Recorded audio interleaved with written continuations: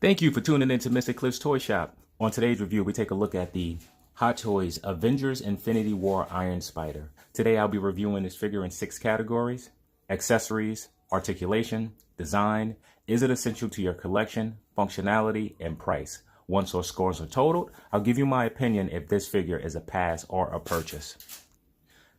So this particular figure I've had for some time now. I am just getting around to actually complete the review. So let's open it up. So Spider-Man comes with a lot of accessories. Let's start with the left and take a look at the mechanical arms. So the arms are done in 2 colors. One is the primary metallic gold, which is seen throughout. And on the inside, it would be a dark gray. Really no shading, just 2 simple colors throughout. And the metallic isn't that, what word should I? It's not that bright, or it doesn't stand out that much on the arms. Aside from that, Spider-Man has 6 interchangeable eyes that can be placed in one of the 3 head sculpts.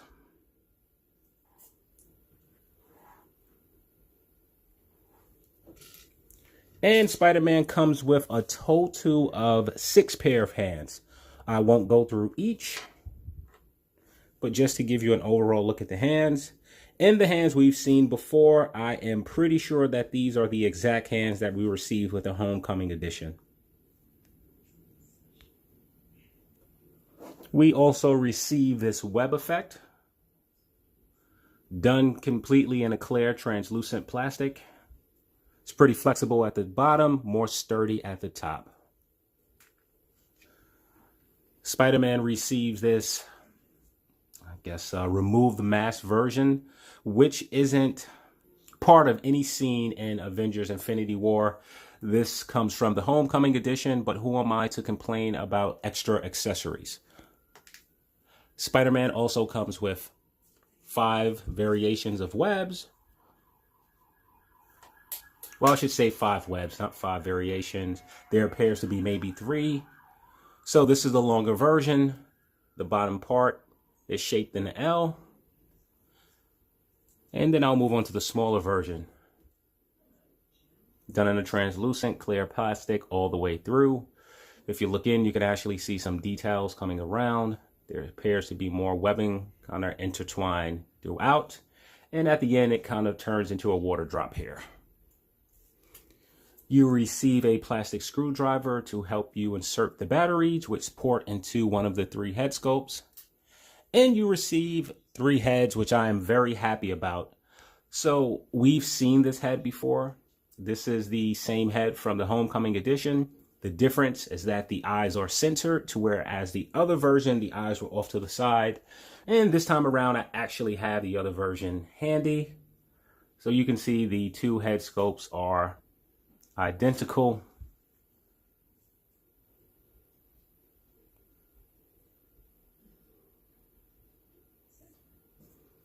The paint on one could be darker. I am not 100% sure. So here's one of the 2 masked versions. This particular head, you are able to swap out the eyes. Just simply plug a different shape in place, and you can have different expressions. Hopefully that did not port on. Yes, it did not. And the eyes are held in place by a magnet. And the next head has a light up feature. I actually like this head a lot because it's a little bit brighter than this one here.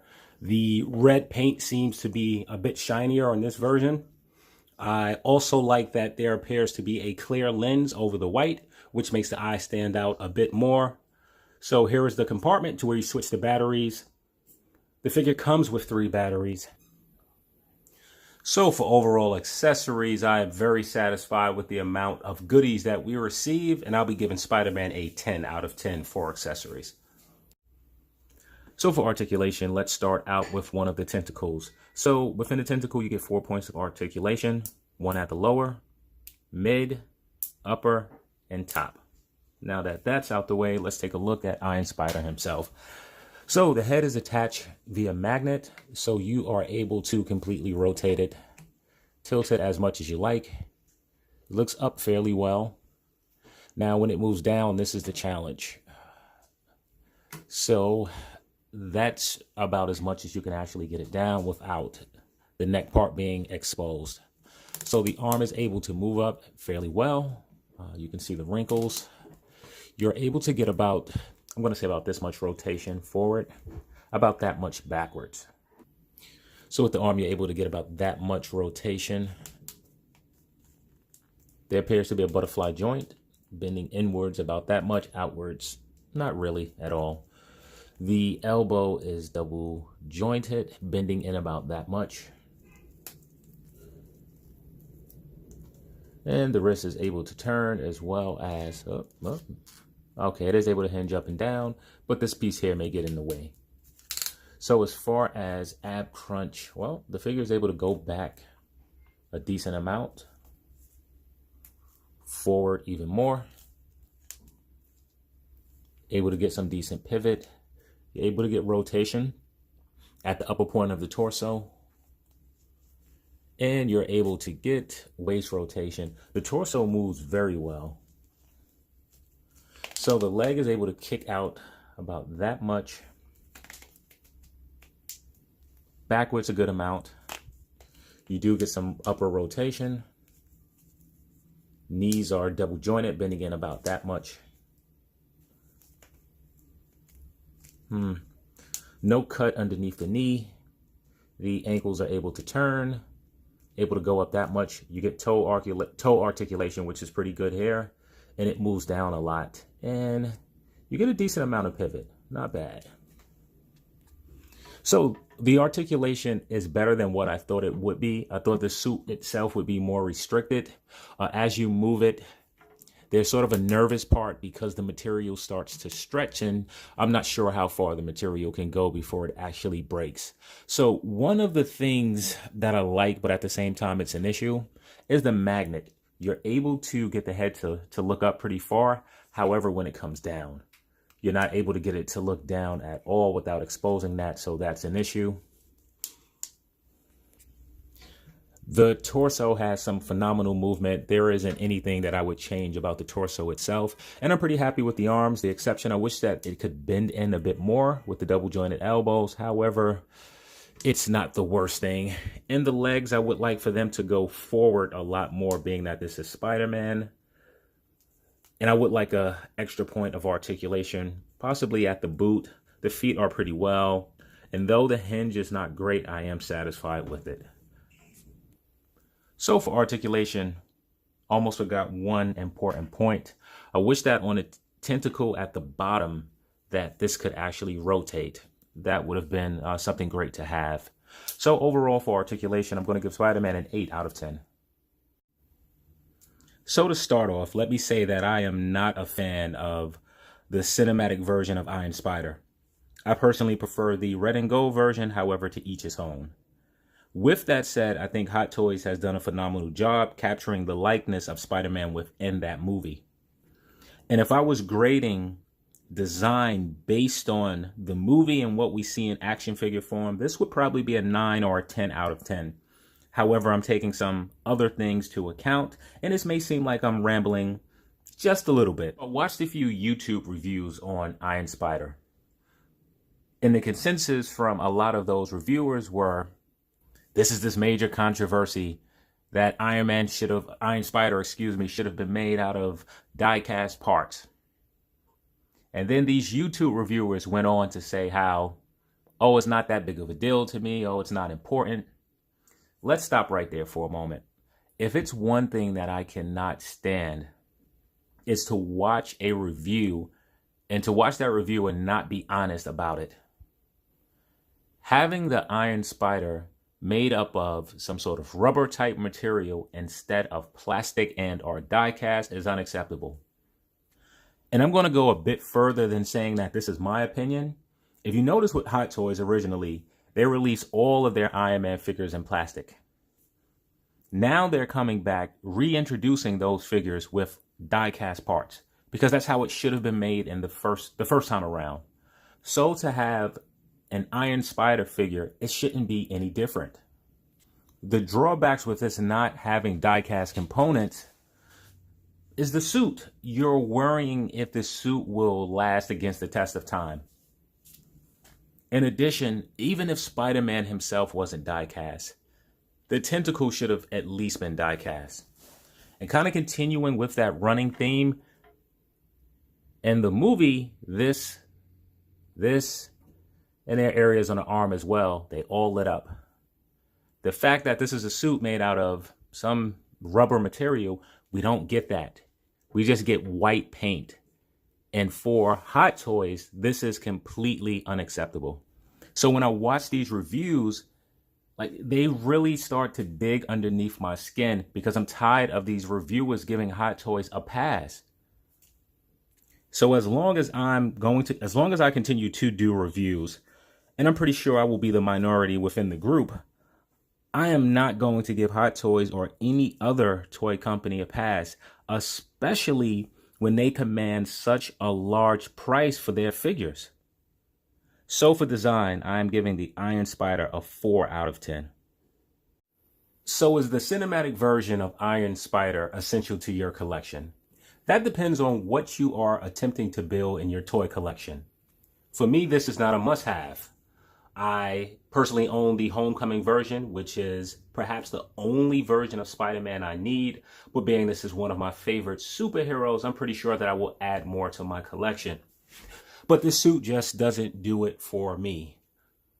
And it's very unlikely that once I get this space that this will go into my Spider-Man collection. It is more likely that it will fit into my Iron Man armory, and this is actually why I purchased it.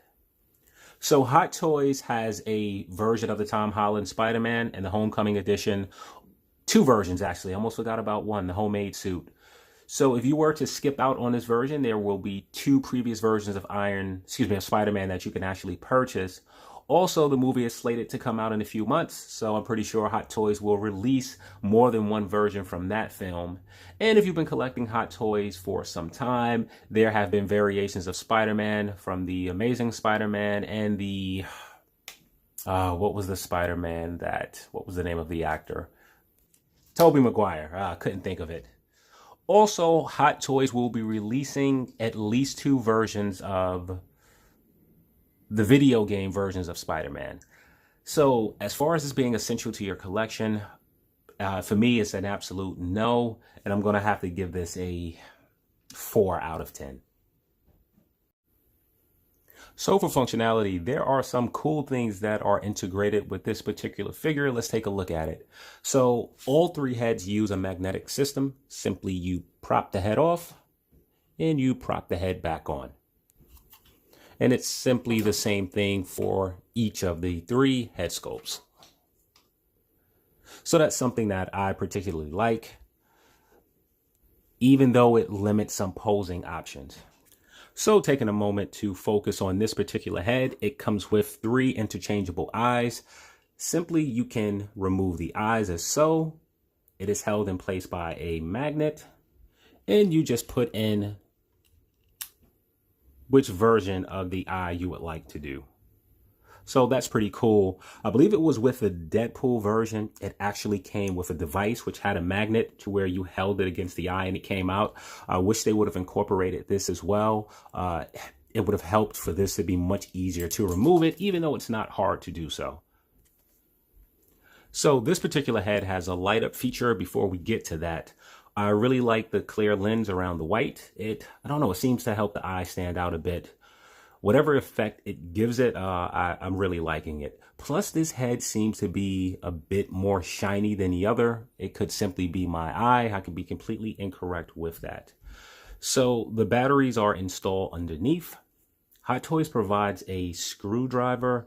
However, this is too big to actually fit the screw, so you can't use it for that. It simply can be used to hold or move the batteries, and perhaps this is exactly what it's for. But it would have been nice to include a screwdriver that you actually can use to remove the screw inside. So this is the version that I'll actually be keeping on Spider-Man. So Spider-Man comes with some cool effect pieces, such as this web. However, the hands that he comes with, there isn't an option to port this in place. That would have really been a cool function if you were able to do so, but you are not. He also comes with this, which I'm not sure exactly what it will be used for, maybe to go around the face of a villain. Again, still a cool effect. However, there's nowhere to actually port this in any of the hands. So then the question becomes, how do you actually use these effect pieces? So focusing on the back of Spider-Man for a moment, he comes with these pieces that plug into the holes in his back so that if you don't have the arms and the holes are not visible, cool touch. I would have liked if it was done by a magnet. However, no issue with this system that's used. So each of the tentacles are marked. For example, this one says LR, which stands for left. Actually, my eyes are horrible. This one says DR, which stands for down, right. So this simply plugs into this hole as so. I am pretty sure that you could plug it into any of the holes if you chose to. Yeah, you absolutely can. So you can choose to plug it in any of the holes if you want. However, they are marked. So the figure stands pretty well on its own until you add in the tentacles and it becomes a bit unbalanced or unstable. However, I do not have any stands holding it and it is standing on its own. So let's talk about the tentacles a little bit. There are 4 points of articulation. If they would have added an additional point of articulation somewhere along here, it would have allowed the tentacles to collapse over the shoulder at the second point of articulation versus waiting to get this far up in order to do so. I would have also liked if the bottom part of this was able to turn and or rotate. It does not. Moving on to different areas of the suit, something that bothers me, I believe I pointed it out earlier in my ranting, is that instead of we having light up features here, here, here, here, and here, Hot Toys used white paint to simulate a light up feature. The more I look at the figure, the more I see areas to where it should have been light up features such as here. And there's another on the leg here. And I saw another area. I'm not going to look for that at the moment. So in the articulation part, I forgot to show that the legs actually expand out that much, which isn't bad for a Hot Toys figure. However, for a Spider-Man figure, excuse me, and for anyone who's asking the difference, Spider-Man is perhaps one of the most posable figures in all of comics, arguably anyway. So anytime you're doing a Spider-Man figure, in my opinion, it should be able to capture some of those poses that we see in the comics. You're not even able to get him in his iconic Spider-Man Iron Spider pose. Not even close.